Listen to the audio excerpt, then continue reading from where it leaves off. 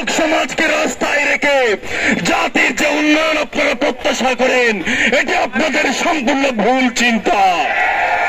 Doctor ইউনূসের সরকার, অন্তর্বর্তীকালীন সরকার ইতিমধ্যে হাজারো ব্যর্থতার পরিচয় দিয়েছেন। আপনাদের সবচেয়ে বড় ব্যর্থতা হল 5 তারিখের পরে আপনারা দেশ গঠনের জন্য সারা দেশের মানুষের যে অব্যাহত সাপোর্ট পেয়েছেন, আপনারা অনেকগুলো সংস্কার কমিশন গঠন করেছেন, কিন্তু আপনারা কি শিক্ষা সংস্কার কমিশন গঠন করেছেন? এটাকে অন্তর্বর্তীকালীন সরকারের জন্য লজ্জা নয়? সারা দেশে পৃথিবীতে শিক্ষার মানকে উন্নয়ন করার জন্য সারা বিশ্বে কাজ করে যাচ্ছে, কিন্তু আজকে সামান্য বিশ্ব শিক্ষক দিবসে আমাদের শিক্ষকদের মেডিকেল ভাতা 500 টাকা বাড়িয়েছে। এটা সামগ্রিকভাবে জাতি হিসাবে আমাদের সবার জন্য অনেক বেশি লজ্জার।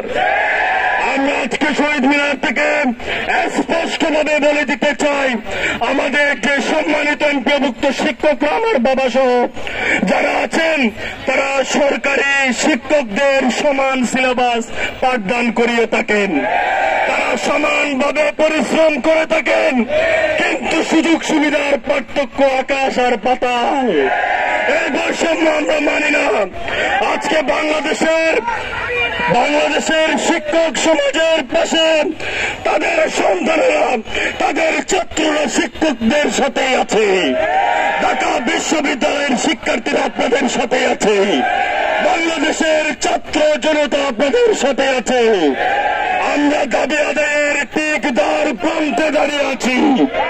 দাবি আদায় না হওয়া পর্যন্ত কোন শিক্ষক, দাবি আদায় না হওয়া পর্যন্ত আমাদের কোন শিক্ষক সমাজ শহীদ মিনার ত্যাগ করবে না।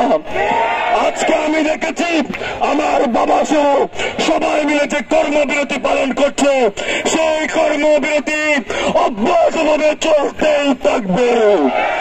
সরকারকে প্রজ্ঞাপন জারি করতেই হবে। ইনকিলাব জিন্দাবাদ।